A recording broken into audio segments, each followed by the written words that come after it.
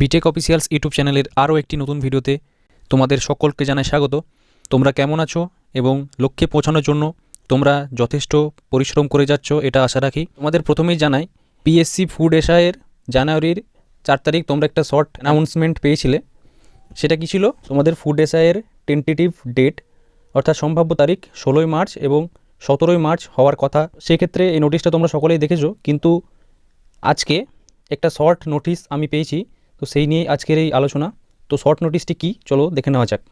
তবে তার আগে বলে রাখি, তোমরা যারা এই চ্যানেলটি সাবস্ক্রাইব করোনি তারা অতি অবশ্যই চ্যানেলটিকে সাবস্ক্রাইব করে নেবে এবং বেল আইকনটি প্রেস করে অল নোটিফিকেশনটি অন করে রাখবে, যাতে গুরুত্বপূর্ণ আপডেট দেওয়ার সাথে সাথে তোমরা সেটিকে দেখতে পারো।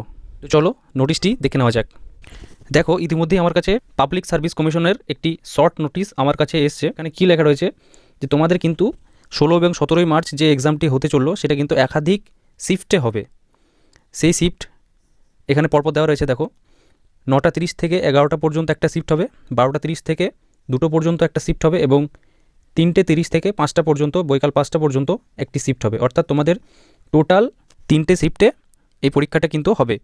ভিডিওটি শেষ পর্যন্ত দেখার জন্য ধন্যবাদ এবং